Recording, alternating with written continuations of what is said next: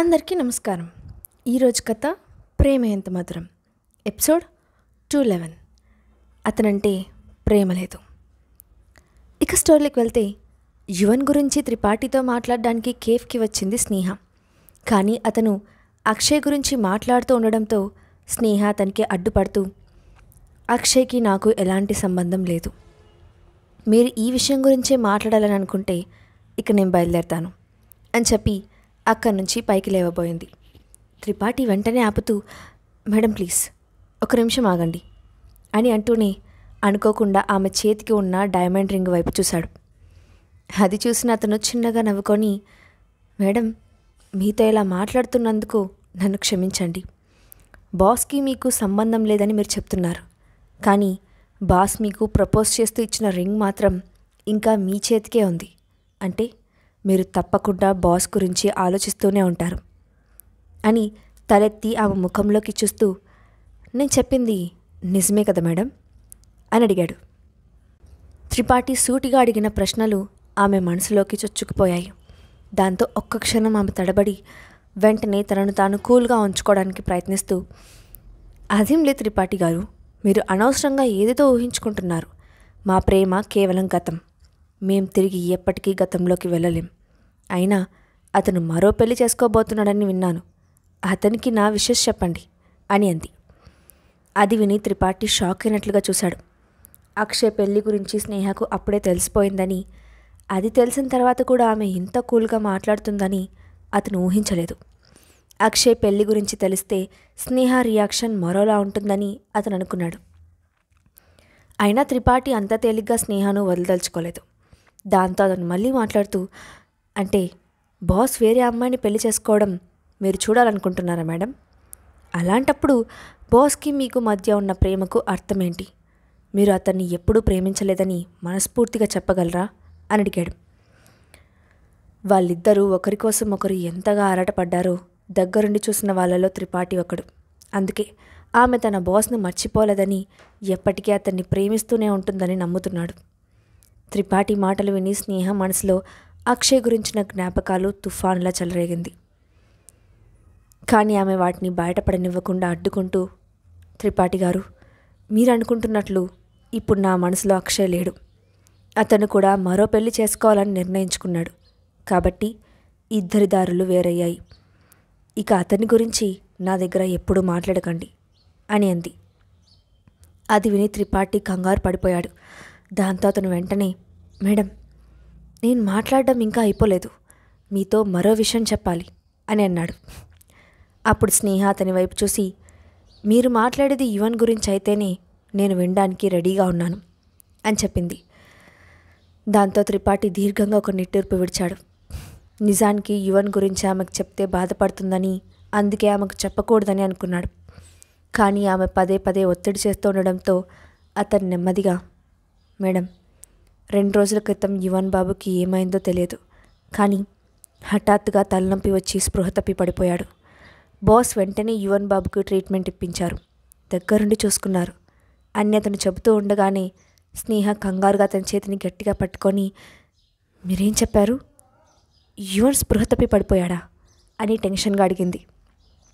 అప్పుడు త్రిపాఠి తల ఊపుతూ, అవును మేడం, కానీ మీరు కంగారు పడకండి, యువన్ ఇప్పుడు బాగానే ఉన్నాడు అని చెప్పాడు. అది విని స్నేహ కొంచెం ఊపిరి పీల్చుకుంది. దడదడలాడుతున్న ఆమె గుండె మెల్లగా శాంతించింది. తర్వాత ఆమె త్రిపాఠి వైపు చూసి, ఈ విషయం చెప్పినందుకు థ్యాంక్స్. దయచేసి యువన్ నా దగ్గరికి వచ్చే వరకు జాగ్రత్తగా చూసుకోండి అని చెప్పింది. అప్పుడు త్రిపాఠి సరే అన్నట్లు తల ఊపి ఏదో మాట్లాడాలనుకొని నోరు తెరిచాడు. కానీ ఇంకేం మాట్లాడలేకపోయాడు. స్నేహను ఒప్పించే తన ప్రయత్నంలో ఫెయిల్ అయ్యానని అనుకున్న అతను, సరే మేడం, ఇక నేను మిమ్మల్ని ఇబ్బంది పెట్టను. ఇప్పుడు మీరు ప్రెగ్నెంట్గా ఉన్నారని నాకు తెలుసు. ఎక్కువగా ఆలోచించడం మీకు మంచిది కాదు. జాగ్రత్తగా ఉండండి. టేక్ కేర్ అని చెప్పాడు. అతని మాటకు స్నేహ చిన్నగా నవ్వి ఊరుకుంది. ఆమె ఏమైనా మాట్లాడితే వినాలని ఎదురు చూశాడు త్రిపాఠి. కానీ ఆమె మౌనంగా ఉండడంతో అతను నిరాశగా పైకి లేచాడు. కానీ వెళ్లే ముందు అతను తన పాకెట్లో రెడీగా పెట్టుకున్న ఫోటో తీసి ఆమె ముందు పెట్టి అక్కడి నుండి వెళ్ళిపోయాడు. ఆ ఫోటోలో అక్షయ్, స్నేహ కలిసి యువన్ను పట్టుకొని ఆనందంగా నవ్వుతూ ఉన్నారు. అది వాళ్ళు అమ్యూజ్మెంట్ పార్క్కి వెళ్ళినప్పుడు తీసిన ఫోటో అని స్నేహ దాన్ని చూడగానే గుర్తుపట్టింది. దాంతో ఆమె వెంటనే ఆ ఫోటోను చేతిలోకి తీసుకొని ప్రేమగా తడిమింది. ఆమెకు తెలియకుండానే ఆమె కంటి నుండి కన్నీళ్లు అదుపు లేకుండా కారిపోతున్నాయి. మనసంతా బాధగా అనిపించింది. ఇక తన జీవితంలో గడిచిపోయిన ఆ సంతోషకరమైన రోజులు ఎప్పటికీ తిరిగి రావని అనుకుంది. చాలాసేపటి వరకు అక్కడే కూర్చొని తనలో తానే మదనపడిన స్నేహ కాసేపటికి మసకబారిన ఆమె కళ్ళను తుడుచుకొని తన కన్నీళ్లతో తడిసిన ఆ ఫోటోను హ్యాండ్ బ్యాగ్లో పెట్టుకొని మెల్లగా అక్కడి నుంచి లేచి వెళ్ళింది. కానీ అభయ్ విల్లాకు తిరిగి వచ్చిన ఆమె ఏదో ఆలోచిస్తూ ఆ ఇంట్లోకి అడుగుపెట్టింది. అప్పుడు ఆ ఇంట్లోని సర్వెంట్ ఆమె కోసమే ఆత్రంగా ఎదురుచూస్తున్నట్లుగా హడావిడిగా ముందుకు వచ్చి, మేడం, మీరు వచ్చేసారా? అభయ్ సార్ మీకోసం చాలా సేపటి నుంచి ఎదురు చూస్తున్నారు అని చెప్పింది. ఆ మాట విని స్నేహ అయోమయంగా చూస్తూ, అతను నా కోసం ఎందుకు ఎదురు చూస్తున్నాడు అని అడిగింది. ఆ ప్రశ్నకు సర్వెంట్ ఏం సమాధానం చెప్పాలో తెలియక మౌనంగా చూసింది. కాసేపటి క్రితం ఇంటికి వచ్చిన అభయ్ స్నేహ బయటకు వెళ్ళిందని తెలుసుకొని తమ వైపు ఎర్రబడ్డ కళ్ళతో ఎంత కోపంగా చూశాడో ఆ సర్వెంట్కి బాగా గుర్తుంది.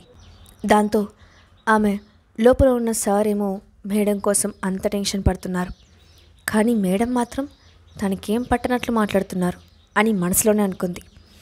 ఆమె మౌనం చూసి స్నేహ కూడా అభయ్ నా కోసం ఎందుకు వెయిట్ చేస్తున్నాడు అని తనలో తానే అనుకుంటూ లోపలికి వెళ్ళింది. అక్కడ హాల్లో కూర్చొని ఉన్న అభయ్ ఎందుకోసమో బాగా టెన్షన్ పడుతున్నట్లుగా కనిపించాడు. కానీ అప్పుడే లోపలికి వచ్చిన స్నేహను చూడగానే వెంటనే అతని పెదాలపై నవ్వు వేసింది. అప్పుడు స్నేహ అతని దగ్గరికి వెళ్ళి, అభయ్, నాతో ఏమైనా పనుందా? నా కోసం ఎందుకు వెతుకుతున్నావు అని అడిగింది. ఆ మాట విని అభయ్ ముఖంలో నవ్వు మాయమైంది. వెంటనే కోపంగా పళ్ళు కొరుకుతూ, అంటే అర్థమేంటి? నీతో ఏదైనా పని ఉంటేనే నీ గురించి వెతుకుతానా అని సీరియస్గా అడిగాడు. ఆ మాట విని స్నేహ అతని వైపు ఆశ్చర్యంగా చూసింది. అభయ్ ప్రవర్తన ఆమెకు విచిత్రంగా అనిపించింది. దాంతో ఆమె అయోమయంగా చూస్తూ, ఇప్పుడు నువ్వు ఎందుకంత కోప్పడుతున్నావు అభయ్ అని అడిగింది. ఆ ప్రశ్నకు అభయ్ కూడా ఒకసారి స్పృహలోకి వచ్చినట్లు చూశాడు. వెంటనే ఆలోచిస్తూ, నిజమే, నాకేమైంది? నేను స్నేహాను ఎందుకు కోప్పడుతున్నాను అని అనుకున్నాడు. తన ప్రవర్తన తనకి వింతగా అనిపించడం మొదలైంది.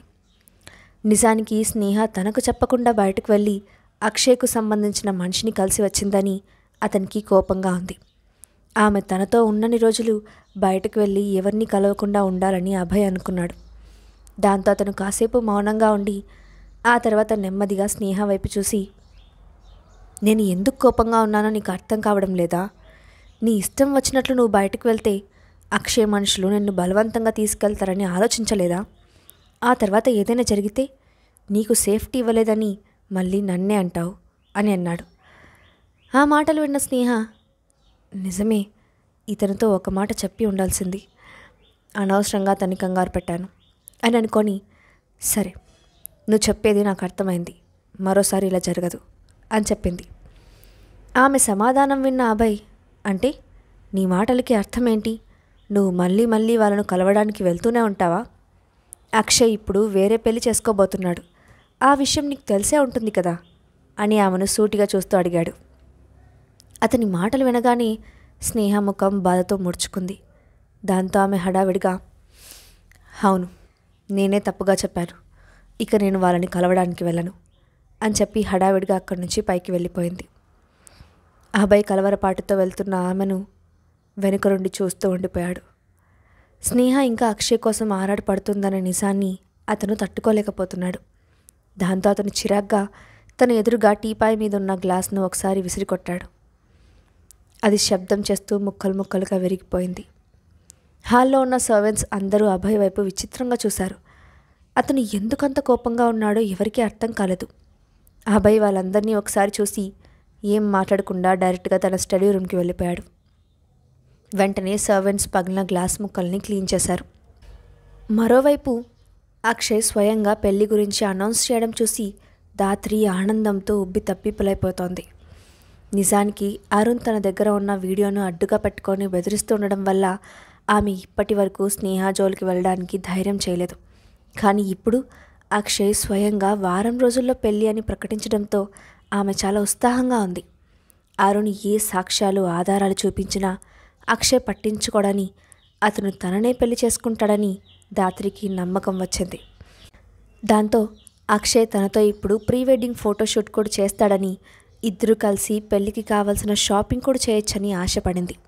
ఆ ఆలోచన రాగానే లేచి కార్ తీసుకొని అక్షయ్ ఆఫీస్కి వెళ్ళింది. గేటు దగ్గర ఉన్న గార్డ్ను చూసి ఆమె కార్ హారన్ కొట్టింది. కొన్ని రోజుల క్రితం అతను తనను లోపలికి వెళ్ళనివ్వకుండా ఆపిన సంగతి ఆమెకు గుర్తొచ్చి అతని వైపు గౌరవంగా చూసింది. ఆ సెక్యూరిటీ గార్డ్ కూడా ఆమె వైపు చూసి ఒక క్షణం తడబడ్డాడు. ఇంతకుముందు తన బాస్ ఆమెను లోపలికి రానివ్వద్దని గట్టిగా చెప్పాడు. కానీ ఈరోజు ఆమెను పెళ్లి చేసుకోబోతున్నట్లు అనౌన్స్ చేశాడు. అందుకే అతను ఆమెను చూసి భయపడుతూ గౌరవంగా తలదించుకొని గేట్ తీసి ఆమెకు సెల్యూట్ చేశాడు.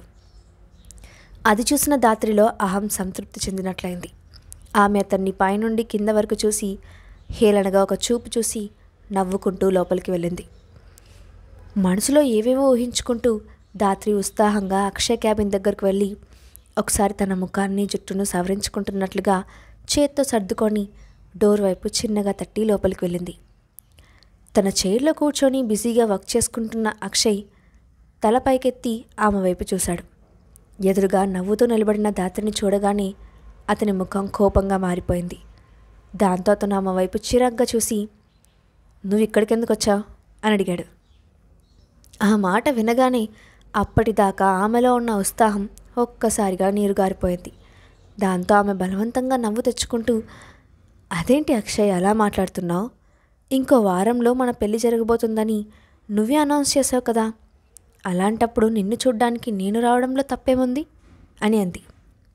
ఆమె మాటలు విని అక్షయ్ విసుగ్గా చూస్తూ, "నేను బిజీగా ఉన్నాను, నన్ను డిస్టర్బ్ చేయొద్దు" అని అన్నాడు. అతని నోటి నుండి పదే పదే అవే మాటలు వింటూ ఉండడంతో ధాత్రి ముఖం ఈసారి కోపంగా మారిపోయింది. దాంతో ఆమె ఆవేశంగా, "ఎన్నిసార్లు ఇవే మాటలు చెప్తావు అక్షయ్? ఇంకో వారంలో పెళ్ళి కూడా జరగబోతోంది. అయినా కూడా ఇలా మాట్లాడుతుంటే అసలు నిన్ను ఎలా అర్థం చేసుకోవాలి?" అంటూ తన ఎమోషన్ను కంట్రోల్ చేసుకోలేక ఆవేశంగా మాట్లాడింది ధాత్రి.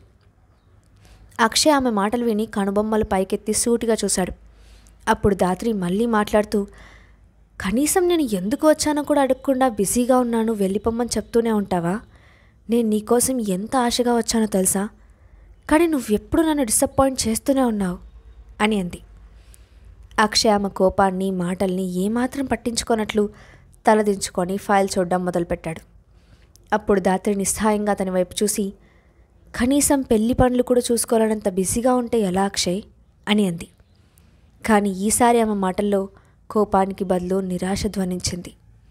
అప్పుడు అక్షయ్ తల పైకెత్తి, "నేను ఇప్పుడు కూడా అదే మాట చెప్తున్నాను, బిజీగా ఉన్నాను, ఇక నువ్వు వెళ్ళు" అని అన్నాడు.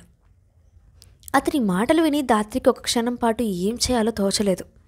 దాంతో ఆమె ఆలోచిస్తూ వెంటనే వెళ్ళి అక్షయ్ ముందున్న చైర్లో కూర్చొని తన కోపాన్ని తగ్గించుకొని, "అది కాదు అక్షయ్, నా మాటలు కొంచెం అర్థం చేసుకో.